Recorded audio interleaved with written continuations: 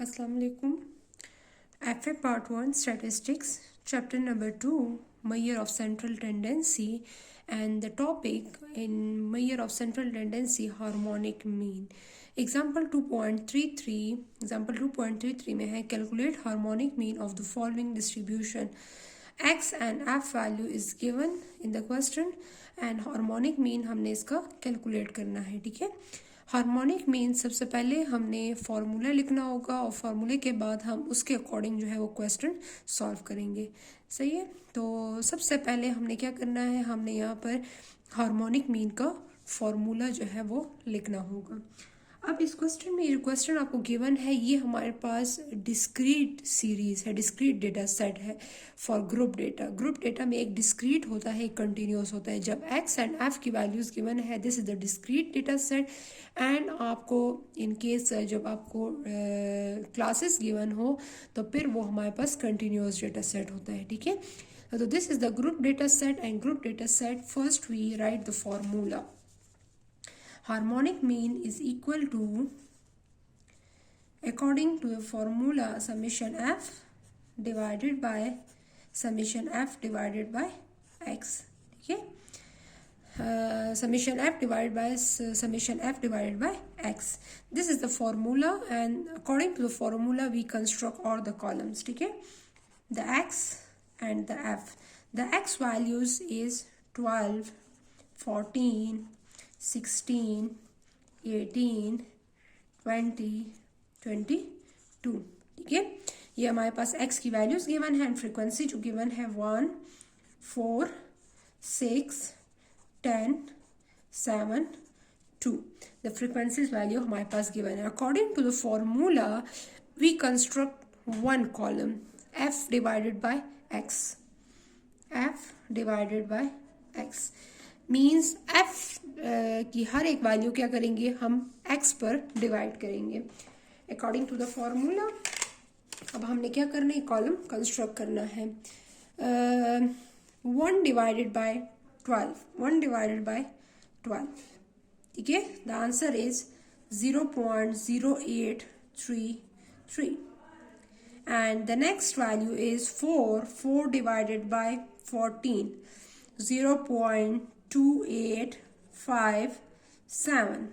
The next value is 6 divided by 16. 6 divided by 16, 0.375. The next value is 10 divided by 18 is equal to 0.555555 आप लिख सकती हैं. Next value is 7 divided by 20, 0.35.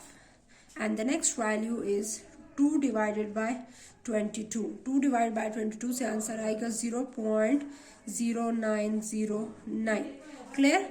अब हमने क्या करना है, हमने इसको और इस कॉलम का सम चाहिए. हमें दो कॉलम्स का सम चाहिए, समेशन एफ का सम यहाँ से आएगा और f डिवाइड बाय x का जो सम होगा वो इस कॉलम से आएगा. ठीक है, तो हमने क्या करना है, इसको सम करना है.